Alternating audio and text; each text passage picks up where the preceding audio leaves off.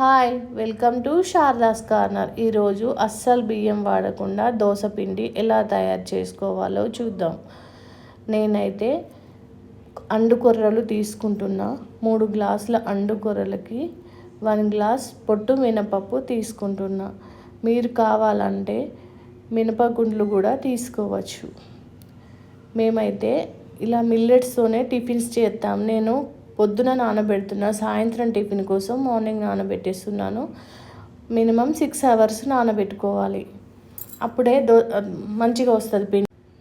1 spoon మెంతులు తీసుకుందాం. మెంతులు వేసుకుంటే దోశ వేసేటప్పుడు మంచిగా క్రిస్పీగా వస్తుంది, అందుకోసమని మెంతులు తీసుకుంటున్నాను. ఇప్పుడు వాటర్ పోసి కడిగి ఫ్రెష్గా కడిగి మళ్ళీ వాటర్ పోసుకొని 6 అవర్స్ పాటు నానబెట్టుకోవాలి. ఇవి ఎంత ఎక్కువ టైం నానితే పిండి అంత బాగా వస్తుంది. దోశే కాకుండా ఈ పిండితోని ఊతప్పము, పొంగనాలు కూడా తయారు చేసుకోవచ్చు. ఇప్పుడైతే నేను మిక్సీలో వేసుకొని మిక్సీ పట్టుకున్నాను పిండి. ఇప్పుడు పిండి ఒక బౌల్లో వేసుకుందాం.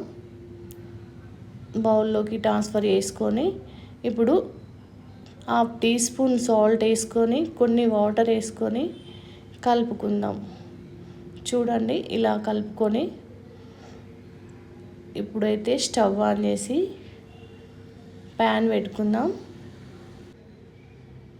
ఇప్పుడైతే ప్యాన్ వేడయ్యాక 2 గరిటెల పిండి వేసుకొని ఇలా చుట్టూతా తిప్పుకోవాలి. రౌండ్గా వచ్చేస్తుంది దోశ. ఇప్పుడు చుట్టూతా కొంచెం ఆయిల్ వేసుకోవాలి. ఆయిల్ వేసుకొని ఇలా టర్న్ చేసుకోవాలి. ఇటు కూడా కాలాక తీసి ప్లేట్లో పెట్టేసుకుందాం.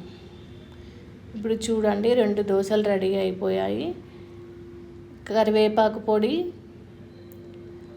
కొబ్బరి, పల్లీల పచ్చడి. ఇప్పుడైతే తిన్నాం దోశ.